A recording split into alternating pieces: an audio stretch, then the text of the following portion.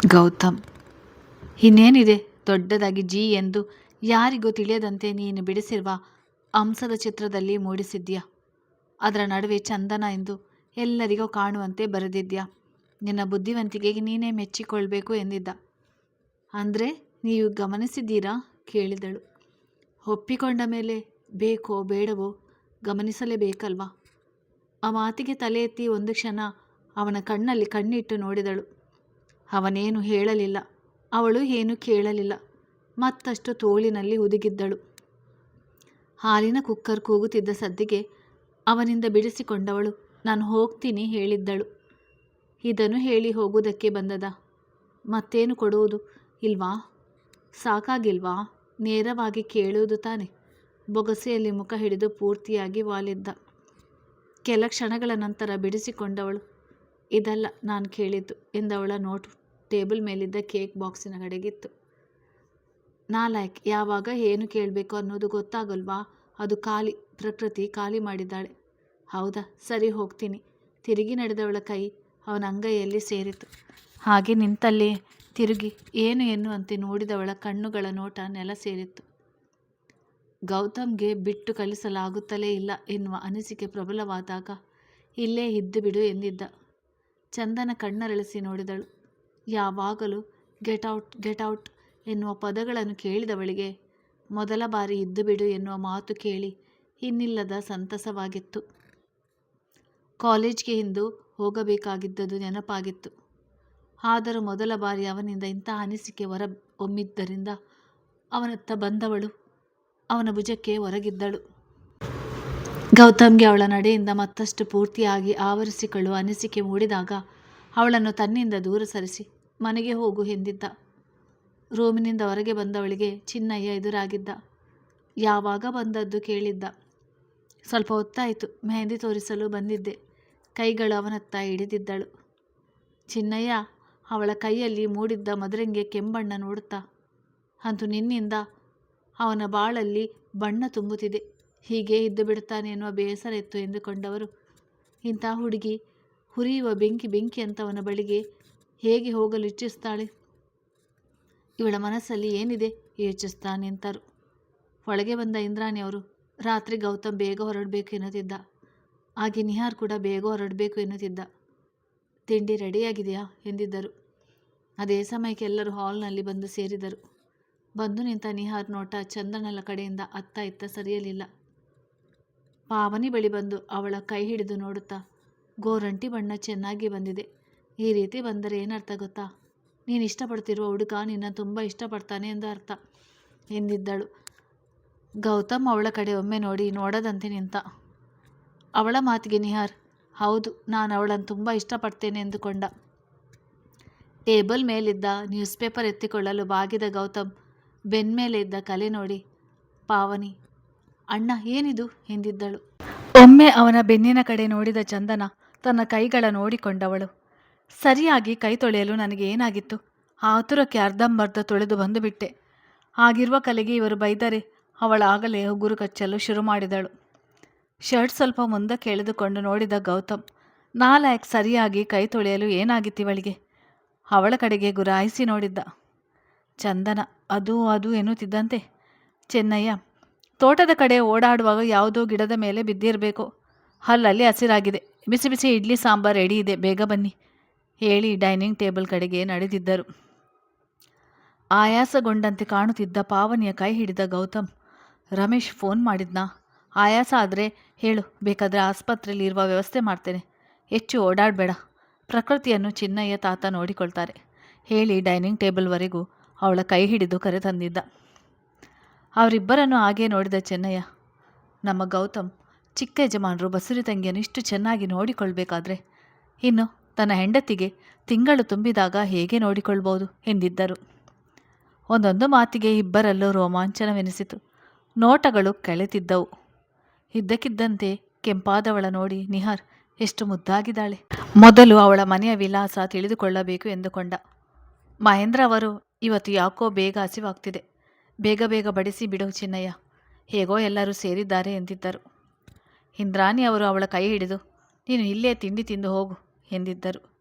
ಸರಿ ಎನ್ನುವಂತೆ ತಲೆಯಾಡಿಸಿ ಅವರ ಕಡೆಗೆ ಬಂದವಳ ನೋಡಿ ಚೆನ್ನಯ್ಯ, ನೀನು ಹಾಗೆಲ್ಲ ಬೆಳಿಗ್ಗೆ ಬೆಳಿಗ್ಗೆ ಬ್ರಷ್ ಮಾಡಲಿಲ್ಲಲ್ವಾ? ಅವತ್ತು ತಿಂಡಿ ತಿನ್ನು ಅಂದಿದ್ದಕ್ಕೆ ಇನ್ನೂ ಬ್ರಷ್ ಮಾಡಿಲ್ಲ, ಸ್ನಾನ ಮಾಡಿಲ್ಲ ಅಂದೇ ಎಂದಿದ್ದ ಅನುಮಾನದಿಂದ. ಚಂದನ ಅದು ಅದು ಎನ್ನುತ್ತಿದ್ದಂತೆ ಗೌತಮ್ ಅವಳು ಮಾತಿಗೆ ಪರದಾಡುತ್ತಿರುವುದನ್ನು ನೋಡಿ, ಸಮಯವಾಗ್ತಿದೆ, ಬೇಗ ತಿಂಡಿ ಬಡಿಸು ಎಂದಿದ್ದ. ಅವಳು ಕುಳಿತ ಕುರ್ಚಿಯ ಪಕ್ಕ ನಿಹಾರ್ ಹೋಗಿ ಕುಳಿತುಕೊಳ್ಳುತ್ತಲೇ, ಗೌತಮ್ ಈ ಇಡಿಯಟ್ ಗೊಣಗಿಕೊಂಡೇ ತಟ್ಟೆಯ ಕಡೆ ಗಮನ ಕೊಟ್ಟಿದ್ದ. ಚಂದನ ಇಡ್ಲಿ ಸಾಂಬಾರು ತಿನ್ನುತ್ತಿದ್ದವಳು ಸಾಂಬಾರು ತುಟಿಗೆ ಸೋಕುತ್ತಲೇ ಹಾ ಎಂದಿದ್ದಳು. ಪಾವನಿ, ಯಾಕೆ ಏನಾಯಿತು ಕೇಳಿ ಅವಳ ತುಟಿಯ ಕಡೆಗೆ ನೋಡಿ, ಏನಾಯಿತು, ಕೆಂಪಾಗಿದೆ, ಆಗಲೇ ಗಮನಿಸಲೇ ಇಲ್ಲ ಎಂದಿದ್ದಳು. ಗಮನಿಸಿದ ಗೌತಮ್ ಸತ್ಯ ಹರಿಶ್ಚಂದ್ರನ ತುಂಡು, ನಿಜ ಹೇಳಿಬಿಟ್ರೆ ಎನ್ನಿಸುತ್ತಲೇ ನೆತ್ತಿ ಹತ್ತಿದಂತಾಗಿ ಕೆಮ್ಮಿದವನು ಕಣ್ಣು ಬಾಯಿ ಜೋರಾಗಿ ಬಿಟ್ಟಿದ್ದ. ಉದ್ದಿನ ಒಡೆ ಹಿಡಿದು ಬಂದು ಚೆನ್ನಯ್ಯ, ಇರುವೆ ಕಚ್ಚಿರಬೇಕು ಎಂದಿದ್ದ. ನಿಹಾರ್, ಇರುವೆ ಕಚ್ಚಿದ್ರೆ ಹೀಗೆ ಆಗ್ತದಾ ಎಂದಿದ್ದ ಅವಳನ್ನೇ ಕಣ್ತುಂಬಿಕೊಳ್ಳುತ್ತಾ. ಗಂಡು ಇರುವೆ ಕಚ್ಚಿದ್ರೆ ಇಷ್ಟು ಜೋರಾಗಿ ಕೆಂಪಾಗ್ತದೆ, ನೀನು ನಿಧಾನಕ್ಕೆ ತಿನ್ನು, ಮನೆಗೆ ಹೋಗಮ್ಮ ಎಂದಿದ್ದರು. ಗೌತಮ್ ಬಿಗಿ ಹಿಡಿದಿದ್ದ ಉಸಿರು ಬಿಟ್ಟವನು ಚೆನ್ನಯ್ಯನ ಕಡೆ ನೋಡುವ ಪ್ರಯತ್ನ ಮಾಡಲಿಲ್ಲ. ತಿನ್ನೋದು ಮರೆತು ಚಂದನ ಕಡೆ ನೋಡುತ್ತಿದ್ದ ನಿಹಾರ್ನನ್ನು ಇಂದ್ರಾಣಿ ಅವರು, ನೀನು ಸರಿಯಾಗಿ ತಿನ್ನುತ್ತಲೇ ಇಲ್ಲ, ಸಾಂಬಾರು ಚೆನ್ನಾಗಿದೆ, ಸ್ವಲ್ಪ ಹಾಕಿ ಕೊಡ್ಲಾ, ರಾತ್ರಿ ಕೂಡ ಸರಿಯಾಗಿ ಊಟ ಮಾಡಲಿಲ್ಲ, ಕಾಲು ನೋವು ಈಗ ಹೇಗಿದೆ ಅವನ ಬಗ್ಗೆ ಮುತುರ್ವಜಿ ವಹಿಸಿ ಕೇಳಿದ್ದರು. ಚಂದನ ಎದುರು ಅವರು ತನ್ನ ಕಾಲು ನೋವಿನ ಬಗ್ಗೆ ವಿಚಾರಿಸಿದ್ದು ನಿಹಾರ್ಗೆ ಇಷ್ಟವಾಗಲಿಲ್ಲ. ಮುಖ ಗಂಟು ಹಾಕಿದವನು, ನೋಡಿ, ನೀವು ನಿನ್ನೆ ಮೊನ್ನೆ ಬಂದಿರುವವರು, ಈ ಮನೆಯ ಅತಿಥಿಯಾಗಿಯೇ ಇರಿ, ನಾನು ಚಿಕ್ಕ ವಯಸ್ಸಿನಿಂದ ಬಂದು ಹೋಗಿ ಮಾಡುತ್ತಿದ್ದೇನೆ, ಅಲ್ಲದೆ ಇದು ನನ್ನ ದೊಡ್ಡಪ್ಪನ ಮನೆ, ಹೇಳಿಕೊಳ್ಳಲು ಒಂದು ಸಂಬಂಧ ಅಂತ ಇದೆ. ಈ ಮನೆಗೆ ನಾನು ಅತಿಥಿ ಅಲ್ಲ, ನನ್ನನ್ನು ಅತಿಥಿ ಎಂದುಕೊಂಡು ಉಪಚರಿಸಲು ಬರಬೇಡಿ. ನಾನು ಬಂದಾಗಿನಿಂದ ನೋಡುತ್ತಲೇ ಇದ್ದೇನೆ, ನೀವೇ ಈ ಮನೆಯ ಅತಿಥಿ, ಅಂಥದ್ರಲ್ಲಿ ನನ್ನನ್ನು ಹೇಳಿ ತನ್ನ ತಟ್ಟೆ ಕಡೆ ಗಮನ ಕೊಟ್ಟಿದ್ದ. ಮಹೇಂದ್ರ ಅವರು ಗೌತಮ್ ಇಂದ್ರಾಣಿ ಅವರ ಜೊತೆ ನಡೆದುಕೊಳ್ಳುವ ರೀತಿ ಹೇಳಿದ ಕಾರಣ ಅವರ ಬಗ್ಗೆ ಅವನಿಗೆ ಯಾವ ಗೌರವಾಧಾರಗಳು ಇರಲಿಲ್ಲ. ಅವನ ಮಾತಿಗೆ ಇಂದ್ರಾಣಿ ಅವರ ಮನಸ್ಸು ನೊಂದಿತ್ತು. ಮಹೇಂದ್ರ ಅವರು ಕೂಡ ಇವನು ಈ ರೀತಿ ಮಾತನಾಡಬಾರ್ದಿತ್ತು, ಆಮೇಲೆ ಇವನಿಗೆ ತಿಳಿಸಿ ಹೇಳಬೇಕು, ಎಲ್ಲರ ಎದುರಿಗೂ ಹೇಳುವುದು ಬೇಡ ಎಂದುಕೊಂಡರು. ಗೌತಮ್ ತಿಂಡಿ ತಿನ್ನುತ್ತಿದ್ದವನ ಮುಷ್ಟಿ ಬಿಗಿದಿತ್ತು. ಕೊರಳ ಪಟ್ಟಿ ಹಿಡಿದು ಹೊರಗೆ ನೂಕುವ ಅನಿಸಿಕೆ ಪ್ರಬಲವಾಗಿತ್ತು. ಆದರೆ ಮಹೇಂದ್ರ ಅವರ ಮುಖ ನೋಡಿ ಸಹಿಸಿಕೊಂಡವನು ಕಣ್ಣುಗಳು ತುಂಬಿದ ಇಂದ್ರಾಣಿ ಅವರ ಮುಖ ನೋಡುತ್ತಲೇ ತಿನ್ನುತ್ತಿದ್ದ ತಿಂಡಿ ಅರ್ಧಕ್ಕೆ ಬಿಟ್ಟು ಒಂದು ಕ್ಷಣ ಕೂಡ ಅಲ್ಲಿ ನಿಲ್ಲದೆ ತನ್ನ ರೂಮಿನ ಕಡೆ ನಡೆದಿದ್ದ. ಸಮಯ ಸರಿದು ವಾತಾವರಣ ತಿಳಿಯಾಗಿತ್ತು. ಎಲ್ಲರೂ ಹಾಲಿನಲ್ಲಿ ಸೇರಿದ್ದರು. ಇಂದ್ರಾಣಿ ಅವರಿಗೆ ಅಲ್ಲಿ ಇರಲು ಇಷ್ಟವಾಗದಿದ್ದರೂ ಮಹೇಂದ್ರ ಅವರಿಗೆ ಬೇಸರವಾಗಬಾರ್ದೆಂಬ ಕಾರಣಕ್ಕೆ ಸುಮ್ಮನೆ ಕುಳಿತರು. ಸಂದರ್ಭ ಮತ್ತಷ್ಟು ತಿಳಿಯಾಗಿಸಲು ಮಹೇಂದ್ರ ಅವರು, ಎಲ್ಲರೂ ಒಟ್ಟಿಗೆ ಸೇರಿದ್ದೇವೆ, ಚಂದು ಒಂದೆರಡು ಹಾಡು ಹೇಳಮ್ಮ ಎಂದಿದ್ದರು. ಚಂದನ ಆಗ ತಾನೇ ರೆಡಿಯಾಗಿ ಬಂದ ಗೌತಮ್ ಕಡೆ ನೋಡಿದಳು. ಎಂದಿಗಿಂತ ಮುಖ ಬಿಗಿದಿತ್ತು. ಅವನ ಕಣ್ಣುಗಳಲ್ಲಿದ್ದ ಕೋಪಕ್ಕೆ ಕಾರಣ ತಿಳಿಯಲಿಲ್ಲ. ಏನು ಮಾಡುವುದು ಎಂದು ಯೋಚಿಸುತ್ತಿದ್ದಂತೆ ಮತ್ತೊಮ್ಮೆ ಇಂದ್ರಾಣಿ ಅವರು ಕೂಡ ಅದೇ ಮಾತನ್ನು ಹೇಳಿದ್ದರು. ಎಲ್ಲರೂ ಕೇಳುತ್ತಿದ್ದರೆ ಹೇಳದೆ ಇದ್ದರೆ ಹೇಗೆ, ಆದರೆ ಈ ಹೊಸ ವ್ಯಕ್ತಿಯ ಮುಂದೆ ಹೇಳುವುದಾದರೂ ಹೇಗೆ ಎಂದುಕೊಳ್ಳುತ್ತಿದ್ದಂತೆ, ನಿಹಾರ್, ಚಂದನ, ನೀವು ಮಾತಾಡಿದರೆ ವಾಯ್ಸ್ ಅಷ್ಟು ಚೆನ್ನಾಗಿರುತ್ತದೆ, ಇನ್ನು ಹಾಡು ಹೇಳಿದರೆ ಹೇಗಿರ್ಬೋದು, ನನಗೂ ಕೇಳಬೇಕೆನಿಸ್ತಿದೆ, ಪ್ಲೀಸ್ ಹಾಡಿ ಎಂದಿದ್ದ. ಚಂದನ ಬಾಯಿ ತೆರೆಯುವ ಮುನ್ನವೇ ಬಂದು ಕುಳಿತಿದ್ದ ಗೌತಮ್ ಎದ್ದು ನಿಂತು, ಈಗಾಗಲೇ ತಲೆ ಸಿಡಿಯುತ್ತಿದೆ, ಇನ್ನು ಈ ನಾಲಾಯ ಕಿರುಚಿದರೆ ಪೂರ್ತಿ ಸಿಡಿದು ಹೋಗ್ತದೆ ಅಷ್ಟೆ, ಯಾವ ಹಾಡು ಆಡುವುದು ಬೇಡ, ಆ ಕಾಲೇಜ್ನಲ್ಲಿ ನಿಮಗೆ ಸೀಟು ಕೊಡಿಸಿದ್ದು ನಾನು, ಸರಿಯಾಗಿ ಓದದೇ ಇದ್ದರೆ ಹೋಗುವುದು ನನ್ನ ಮರ್ಯಾದೆ, ಹೋಗಿ ಓದಿಕೋ ಎಂದಿದ್ದ. ಅವಳನ್ನು ಅಲ್ಲಿಂದ ಕಳಿಸುವ ಮನಸ್ಸಿಲ್ಲದಿದ್ದರು. ಚಂದನ ಈಗ ತಾನೇ ಸರಿಯಾಗಿದ್ರು, ಯಾವುದಾದ್ರೂ ಮೆಸೇಜ್ ಬಂದಿರಬೇಕು, ಏನೋ ಆಫೀಸ್ ಟೆನ್ಷನ್ ಇರ್ಬೋದು ಎಂದುಕೊಂಡವಳು ಏನೂ ಹೇಳದೆ ಮಹೇಂದ್ರ ಅವರಿಗೆ ಅಲ್ಲಿದ್ದವರಿಗೆ ತಿಳಿಸಿ ಹೊರಗೆ ನಡೆದಿದ್ದಳು. ನಿಹಾರ್, ಇಷ್ಟು ಮುದ್ದಾದ ಹುಡುಗಿಯನ್ನು ನಾಲಾಯಕ್ ಎನ್ನುತ್ತಾನೆ, ಬಾಯಿಗೆ ಬಂದಂತೆ ರೇಗಾಡ್ತಾನೆ, ಇಷ್ಟು ಮುದ್ದಾದ ಹುಡುಗಿಯ ಕಡೆಗೆ ಇವನಿಗೆ ಆಸಕ್ತಿ ಮೂಡಲಿಲ್ಲ ಎಂದರೆ ಅವನ ಜೀವನದಲ್ಲಿ ಇನ್ನು ಮುಂದೆ ಹೆಣ್ಣು ಬರಲು ಸಾಧ್ಯವೇ ಇಲ್ಲ. ಇಡೀ ಆಸ್ತಿ ಒಮ್ಮೆ ಅವನ ಸ್ಮೃತಿ ಪಟಲದ ಮೇಲೆ ಆಯ್ದು ಹೋಗಿತ್ತು. ರೂಮಿಗೆ ಹೊರಟ ಮೊಮ್ಮಗನ ಹಿಂದೆ ಬಂದ ಮಹೇಂದ್ರ ಅವರು, ಯಾಕೆ ಗೌತಮ್ ಒಂದು ರೀತಿದ್ಯಾ ಎಂದಿದ್ದರು. ಅವರು ಹಾಗೆ ಹೇಳುತ್ತಲೇ ತಿರುಗಿ ಬಿದ್ದಿದ್ದ. ಏನಾಗಿದೆ ನಿಮಗೆ, ನೀವು ಒಪ್ಪಿತಾನೆ ಆಕೆಯನ್ನು ಮನೆಯಲ್ಲಿ ಇರಿಸಿಕೊಂಡ ಮೇಲೆ ಅವರ ಪೂರ್ಣ ಜವಾಬ್ದಾರಿ ನಿಮಗೆ ಸೇರಿತು. ಅವರಿಗೆ ಅವಮಾನ ಆಗುವಂತೆ ಮಾತುಕತೆಗಳು ನಡೆದರೂ ಒಂದೂ ಮಾತು ಹೇಳದೆ ಸುಮ್ಮನೆ ಉಳಿದು ಬಿಟ್ಟಿರಿ, ನಿಮ್ಮಿಂದ ಇದನ್ನು ನಿರೀಕ್ಷಿಸಿರಲಿಲ್ಲ ತಾತ ಎಂದಿದ್ದ ಗಡುಸಾಗಿ. ಮಹೇಂದ್ರ ಅವರಿಗೆ ಮೊಮ್ಮಗ ತಮ್ಮ ಮೇಲೆ ರೇಗಾಡುತ್ತಾ ಇರುವುದಕ್ಕೆ ಬೇಸರ ಪಡಬೇಕೋ ಅಥವಾ ತನ್ನ ತಾಯಿಯನ್ನು ವಹಿಸಿಕೊಂಡು ಮಾತನಾಡಿದ್ದಕ್ಕೆ ಸಂತಸ ಪಡಬೇಕೋ ತಿಳಿಯದಾಗಿತ್ತು. ಆದರೂ ಮೊಮ್ಮಗನಿಗೆ ನಿಹಾರ್ಗೆ ನಾನು ತಿಳಿ ಹೇಳ್ತೇನೆ ಎಂದಿದ್ದರು. ಗೌತಮ್, ಇದು ಇನ್ನೊಮ್ಮೆ ರಿಪೀಟ್ ಆದರೆ ನಾನೇ ಮಾತನಾಡಬೇಕಾಗ್ತದೆ ಹೇಳಿದ್ದ. ಇಬ್ಬರ ನಡುವೆ ಒಂದಷ್ಟು ಮಾತುಕತೆ ನಡೆದಿತ್ತು. ನಂತರ ಗೌತಮ್ ಆಫೀಸ್ಗೆ ಹೋಗುವುದಾಗಿ ಹೇಳಿ ಹೊರಗೆ ನಡೆದಿದ್ದ. ಬಸ್ ಸ್ಟಾಪ್ನ ಬಳಿಗೆ ನಡೆದುಕೊಂಡು ಹೋಗುತ್ತಿದ್ದ ಚಂದ್ರನನ್ನು ನೋಡುತ್ತಲೇ ಕಾರನ್ನು ಅವಳ ಪಕ್ಕಕ್ಕೆ ತಂದು ನಿಲ್ಲಿಸಿದ. ಡೋರ್ ತೆರೆಯುತ್ತಲೇ ಹತ್ತಿ ಕುಳಿತಿದ್ದಳು. ಎಲ್ಲಿಗೆ ಹೋಗ್ತಾ ಇದೆಯಾ? ಕಾಲೇಜ್ ಬ್ಯಾಗ್ ಹಾಕಿಕೊಂಡು ಕೇಳಿದ್ದ. ಬೆಳಿಗ್ಗೆ ಏನು ಹೇಳಲಿಲ್ಲವಲ್ಲ ಎಂದುಕೊಂಡು. ಫ್ರೆಂಡ್ ಫೋನ್ ಮಾಡಿ ಹೇಳಿದ್ಲು, ಈ ದಿನವೇ ಕಾಲೇಜ್ ಫೀಸ್ ಕಟ್ಟಬೇಕಂತೆ, ಹೋಗ್ತಾ ಇದ್ದೀನಿ. ಗೌತಮ್, ಫೋನ್ ಮಾಡಿ ಹೇಳಬೇಕು ತಾನೇ ರೇಗಿದ್ದ. ಬೆಳಿಗ್ಗೆ ಗಾಬರಿಯಲ್ಲಿ ಮರೆತು ಹೋಯಿತು.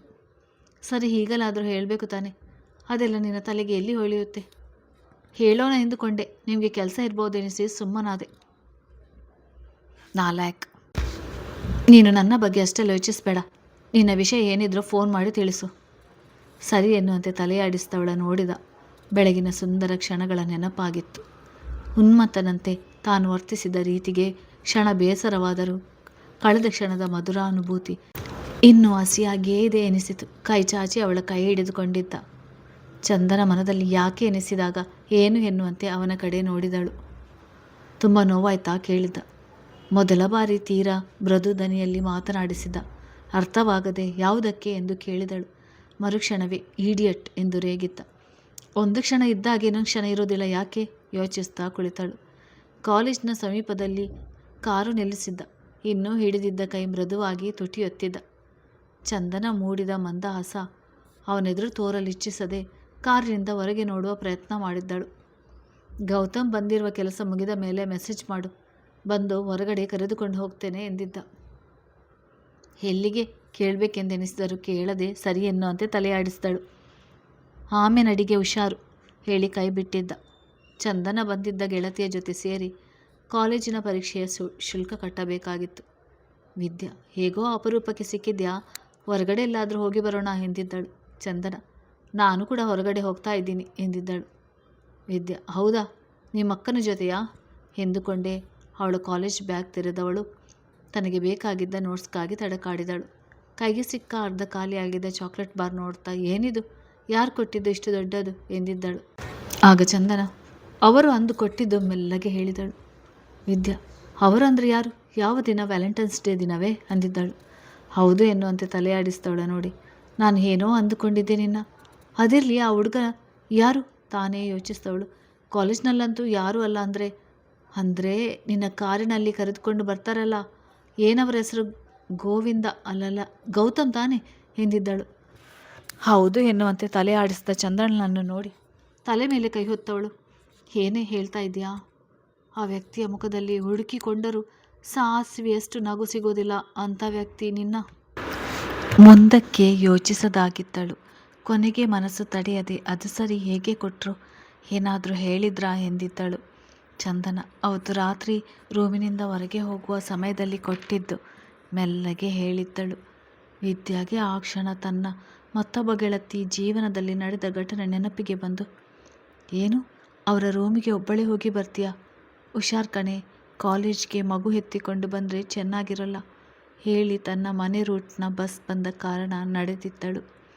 ಇಬ್ಬರ ಸ್ವಭಾವ ಹೆಚ್ಚು ಕಡಿಮೆ ಒಂದೇ ರೀತಿಯಾಗಿದ್ದ ಕಾರಣ ಗೆಳೆತನ ಸಹಜವಾಗಿ ಮೂಡಿತ್ತು.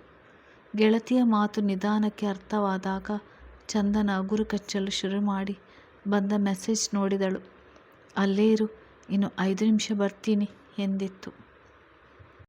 ಬಿಸಿಲಿಗೆ ಕೆಂಪಾಗಿದ್ದ ಅವಳ ನೋಡುತ್ತಲೇ ಕಾರು ನಿಲ್ಲಿಸಿದ್ದ. ಹತ್ತಿ ಕುಳಿತವಳಿಗೆ ಆ ಕಡೆ ಮರದ ಕೆಳಗೆ ನಿಲ್ಲಬೇಕಾಗಿತ್ತು. ಅಷ್ಟು ಗೊತ್ತಾಗಲ್ವಾ ಹೇಳಿ ಕಾರಿನ ವೇಗ ಹೆಚ್ಚಿಸಿದ.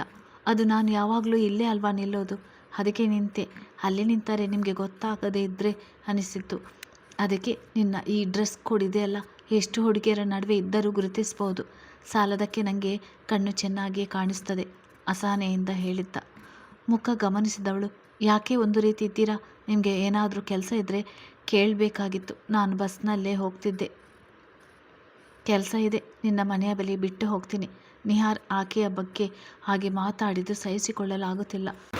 ನನ್ನ ಮನೆಯಲ್ಲೇ ಅವರಿಗೆ ಆ ರೀತಿ ಅವಮಾನ ಮುಷ್ಟಿ ಕಟ್ಟಿ ಮೃದುವಾಗಿ ಸ್ಟೇರಿಂಗ್ ವೀಲ್ ಮೇಲೆ ಗುದ್ದಿದ. ಯಾರಿಗೆ ಅವಮಾನ? ಆ ಕ್ಷಣ ಬೇಕೆಂದು ಕೇಳಿದಳು. ಇದೊಂದು ಎಂದುಕೊಂಡು ಒಮ್ಮೆ ಕೋಪದಿಂದ, ನೋಡಿ, ಯಾರಿಗೆ ಎಂದು ಗೊತ್ತಿಲ್ವಾ ಅಥವಾ ನಾಟಕ ಆಡ್ತಿದ್ದಾಳ ಎಂದು ನೋಡಿದ. ಚಂದನ ಅವನ ನೋಟಕ್ಕೆ ಒಂದು ಕ್ಷಣ ಗಾಬರಿಗೊಂಡರು. ಧೈರ್ಯ ಮಾಡಿ, ಅವರೀಗ ನಿಮ್ಮ ಮನೆಯಲ್ಲಿ ನಿಮ್ಮ ಆಸರೆಯಲ್ಲಿರುವುದರಿಂದ ಅವರ ಜವಾಬ್ದಾರಿ ನಿಮಗೆ ಸೇರಿತು. ನಿಮ್ಮ ಮನೆಗೆ ಬರುವವರು ಕೂಡ ಗಮನಿಸ್ತಾರೆ ನೀವು ಅವರಿಗೆ ಹೇಗೆ ಮರ್ಯಾದೆ ಕೊಡ್ತೀರಿ ಅಂತ. ನೀವೇ ಅವರಿಗೆ ಮರ್ಯಾದೆ ಕೊಡುವುದಿಲ್ಲ ಎಂದಮೇಲೆ ಬರುವವರು ಹೇಗೆ ಕೊಡ್ತಾರೆ? ಬೇಕಾದರೆ ನಿಮ್ಮನ್ನು ಮೆಚ್ಚಿಸಲು ಅವರನ್ನು ಮತ್ತಷ್ಟು ಕೀಳಾಗಿ ನೋಡ್ತಾರೆ. ಕೋಪ ಮಾಡಿಕೊಳ್ಳಲ್ಲ ಅಂದರೆ ಒಂದು ಮಾತು ಹೇಳ್ತೇನೆ ಎಂದಿದ್ದಳು. ಅವಳ ಮಾತುಗಳ ಅರ್ಥವಾಗಿತ್ತು. ಕೊನೆಯಲ್ಲಿ ಹೇಳಿದ ಮಾತಿಗೆ, ಇಡಿಯಟ್, ನಾನು ಯಾವಾಗ ಕೋಪ ಮಾಡಿಕೊಂಡಿದ್ದೇನೆ? ತುಸು ಜೋರಾಗಿಯೇ ರೇಗಿದ. ಚಂದನ ಇವರ ಪ್ರಕಾರ ಹೀಗೆ ಮಾತನಾಡುವುದನ್ನು ಏನೆನ್ನುತ್ತಾರೆ ಯೋಚಿಸ್ತಲೇ, ಸರಿ, ಆ ವಿಷಯ ಬಿಡಿ. ಅದು ಈಗ ಪಾವನಿ ಅಕ್ಕ ತಮ್ಮ ಮಗುಗಾಗಿ ಎಷ್ಟು ಕಷ್ಟಪಡ್ತಾ ಇದ್ದಾರೆ ಅಲ್ವಾ? ಮೊದಲನೇ ಹೆರಿಗೆ ಸಮಯದಲ್ಲಿ ಡಾಕ್ಟರ್ ಎರಡನೇ ಮಗು ಬೇಡ ಎಂದು ಹೇಳಿದ್ದರೂ ಕೂಡ ಅದನ್ನು ಗಂಭೀರವಾಗಿ ತೆಗೆದುಕೊಳ್ಳದೆ ಹೆರಿಗೆ ಸಮಯದಲ್ಲಿ ತನ್ನ ಪ್ರಾಣಕ್ಕೆ ಅಪಾಯವಿದೆ ಎಂದು ತಿಳಿದಿದ್ದರೂ ತನಗೆ ಮಗುವೇ ಮುಖ್ಯ ಎಂದು ತಮ್ಮ ಗರ್ಭವನ್ನು ಉಳಿಸಿಕೊಂಡಿದ್ದಾರೆ. ಇಂದ್ರಾಣಿ ಆಂಟಿ ಮದುವೆ ಇಲ್ಲದೆ ತಾನು ಗರ್ಭವತಿ ಆಗಿದ್ದೇನೆಂದು ತಿಳಿದಾಗ ಸಮಾಜಕ್ಕೆ ಹೆದರಿ ಅವರ ಮನೆಯವರ ಬಲವಂತಕ್ಕೂ ಮೀರಿ ಆ ಜೀವವನ್ನು ಸಾಯಿಸುವ ಬಗ್ಗೆ ಯೋಚಿಸದೆ ಜನ್ಮ ನೀಡಿದ್ದಾರೆ ಅಂದರೆ ಅವರ ತಾಳ್ಮೆ, ತಮ್ಮ ಪ್ರೀತಿಯ ಕುಡಿ, ಮಗುವಿನ ಮೇಲೆ ಅವರಿಗೆಷ್ಟು ಮಮತೆ ಅಭಿಮಾನ ಇತ್ತು ಎಂದು ನೀವೇ ಯೋಚಿಸಿ. ಯಾವುದೋ ಕೆಟ್ಟ ಸಂದರ್ಭ, ಬೇಡದ ಆಲೋಚನೆಗಳು ಮಗುವನ್ನು ಬಿಟ್ಟು ದೂರ ಹೋಗುವಂತೆ ಮಾಡಿದೆ ನಿಜ.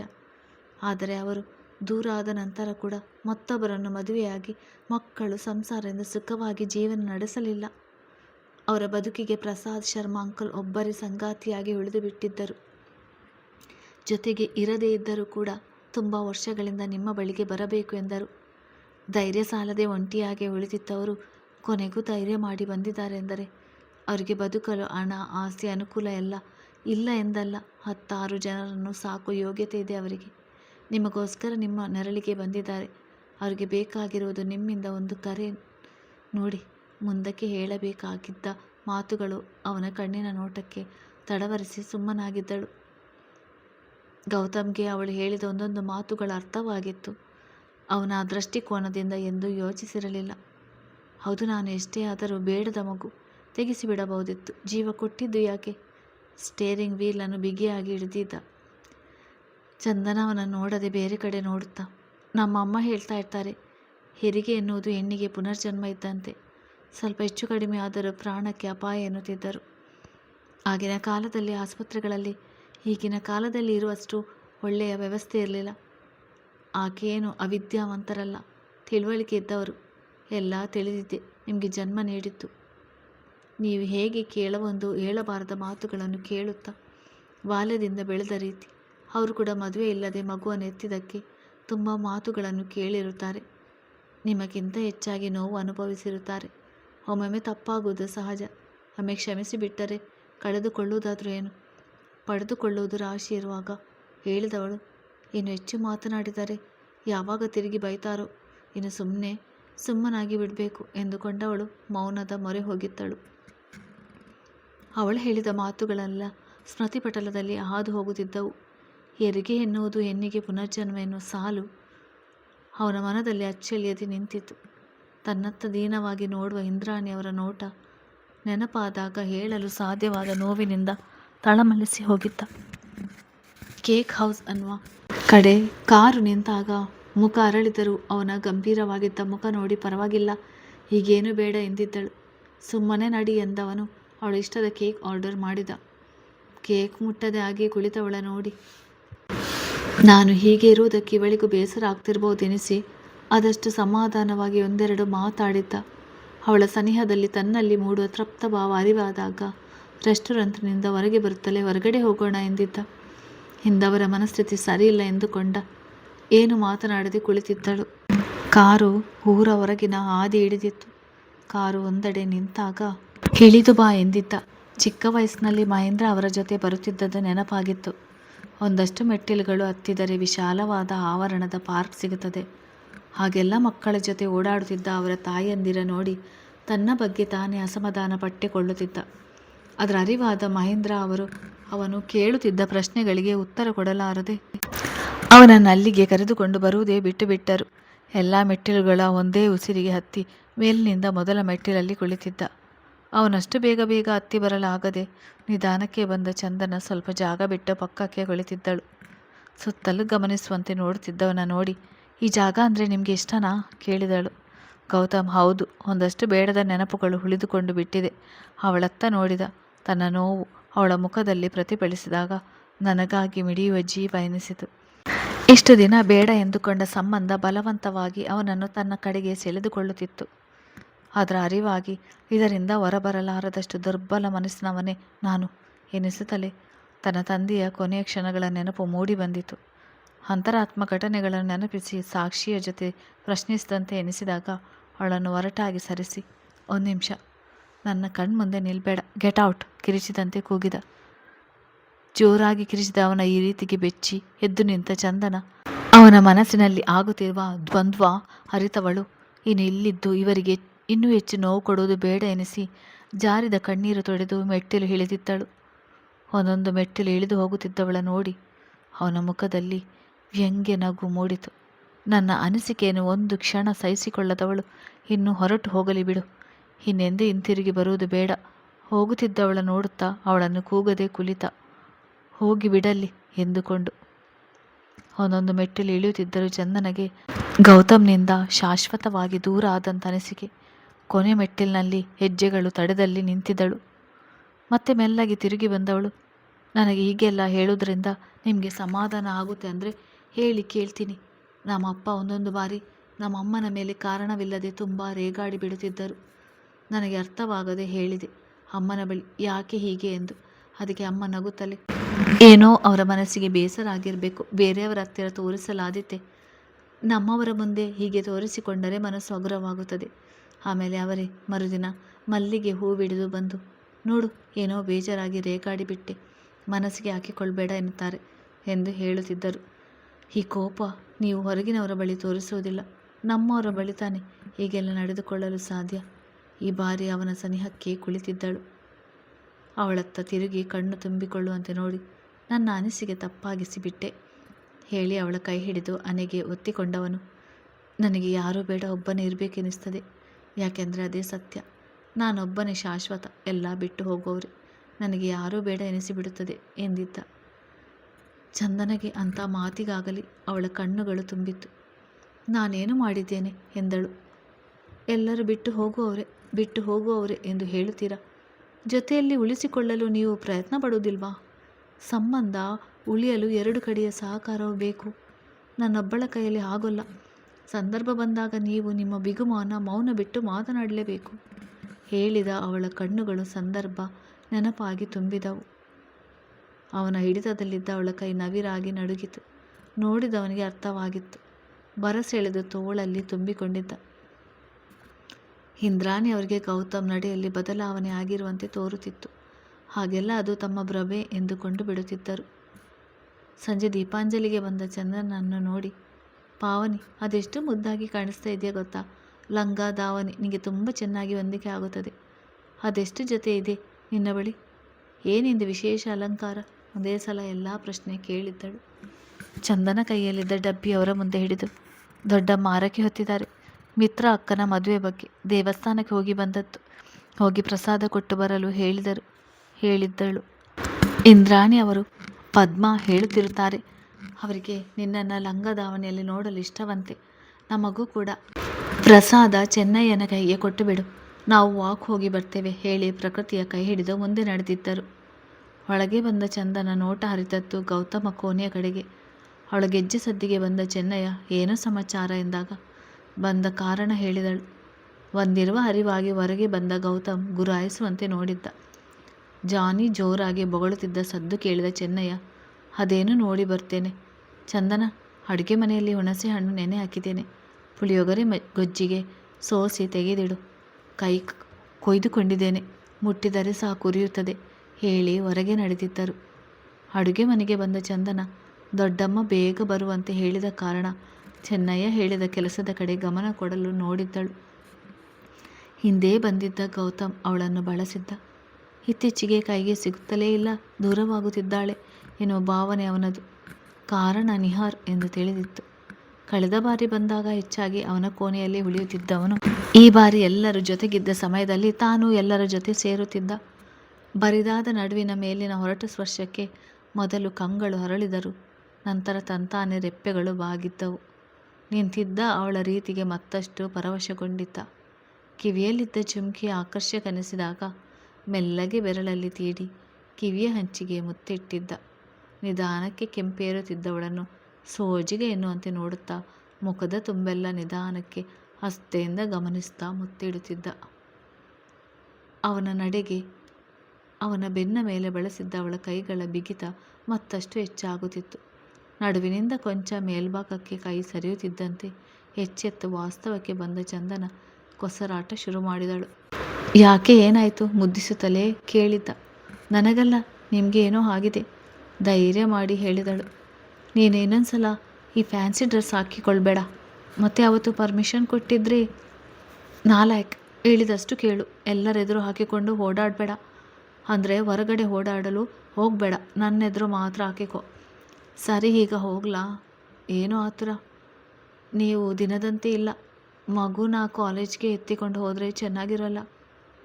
ನೀನು ಯಾಕೆ ಎತ್ತಿಕೊಂಡು ಹೋಗ್ತೀಯಾ? ಮನೆಯಲ್ಲಿ ತುಂಬ ಜನ ಇದ್ದಾರೆ, ನೋಡಿಕೊಳ್ತಾರೆ ಬಿಡು ಎಂದಿದ್ದ.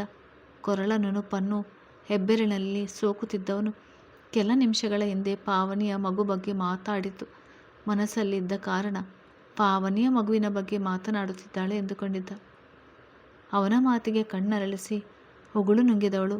ಅದು ಪೂರ್ತಿ ಓದುವುದರ ಕಡೆಗೆ ಗಮನ ಕೊಡೋಕ್ಕೆ ಆಗೋಲ್ಲ. ಮಗು ನೋಡಿಕೊಳ್ಳುವುದು ತುಂಬ ಕಷ್ಟ. ಚೆನ್ನಯ್ಯನ ಹೆಂಡತಿಗೆ ಹೇಳಿದರೆ ಆಯಿತು, ಅವರಿಲ್ಲೇ ಮಗುನ ನೋಡಿಕೊಳ್ಳುವ ಕೆಲಸಕ್ಕೆ ಸೇರಿಕೊಳ್ತಾರೆ. ಆದರೂ ನಾನೇ ತಾನೇ ಜಾಸ್ತಿ ನೋಡಿಕೊಳ್ಬೇಕು. ಭವಿಷ್ಯದ ಕ್ಷಣಗಳನ್ನು ನೆನೆದು ಯೋಚಿಸ್ತಾ ಹೇಳಿದಳು. ಗೌತಮ್, ನಾನು ಇರ್ತೀನಲ್ಲ, ನೋಡಿಕೊಳ್ತೀನಿ ಬಿಡು ಹೇಳುತ್ತಲೇ ಬದಲಾಗುತ್ತಿದ್ದ ಅವಳ ಮುಖದ ಹಾವಭಾವ ನೋಡುತ್ತಾ ಹುಚ್ಚಿಡಿದಂತೆ ಎನಿಸಿದಾಗ ನಡುವನ್ನು ಮತ್ತಷ್ಟು ಗಟ್ಟಿಯಾಗಿ ಬಳಸಿ ಕೊರಳಿಗೆ ಬಿಗಿಯಾಗಿ ತುಟಿಯೋರಿದ. ಅವನ ಮಾತಿಗೆ ಮುಂದುವರಿಯುತ್ತಿರುವ ರೀತಿಗೆ ಗಾಬರಿಗೆ ಬಿದ್ದ ಚಂದನ ಜೋರಾಗಿ ಕೊಸರಾಟ ನಡೆಸಿ ಹಿಡಿತ ಸಡಿಲವಾಗುತ್ತಿದ್ದಂತೆ ತೋಳಿನಿಂದ ಹೊರಬಂದು ನನಗೆ ಈಗಲೇ ಮಗು ಬೇಡ ಹೇಳಿ ಬಿಲ್ಲಿನಿಂದ ಬಿಟ್ಟ ಬಾಣದಂತೆ ಓಡಿದ್ದಳು. ಗೌತಮ್ ಪೂರ್ತಿ ಮತ್ತಿನಲ್ಲಿ ಮುಳುಗಿದ್ದವನು ಎಚ್ಚರಗೊಂಡಂತೆ ಅವಳು ಹೇಳಿ ಹೋದ ಮಾತುಗಳು ನೆನಪಾಗಿ ಅವಳು ಹೇಳಿದ್ದನ್ನು ಮೆಲ್ಲಗೆ ಹೇಳಿಕೊಂಡಿದ್ದ. ನನಗೆ ಈಗಲೇ ಮಗು ಬೇಡ. ಅವಳ ಮಾತು ಹಿಂದಿನ ಭಯ ಪೂರ್ತಿ ಅರ್ಥವಾದಾಗ, ಅಂದರೆ ಇವಳು ನಾಲಾಯಕ್, ಕೈಗೆ ಸಿಗು ಇದೆ ನಿಂಗೆ ಹೇಳಿಕೊಂಡವನು ಅವಳಲ್ಲಿ ಮೂಡಿದ ಅಂಥ ಒಂದು ಕಲ್ಪನೆಗೆ ಜಾರಿದಾಗ ಹಣೆ ಹೊತ್ತಿ ಹಿಡಿದುಕೊಂಡಿದ್ದ. ಕತೆ ಮುಂದುವರಿಯುತ್ತದೆ.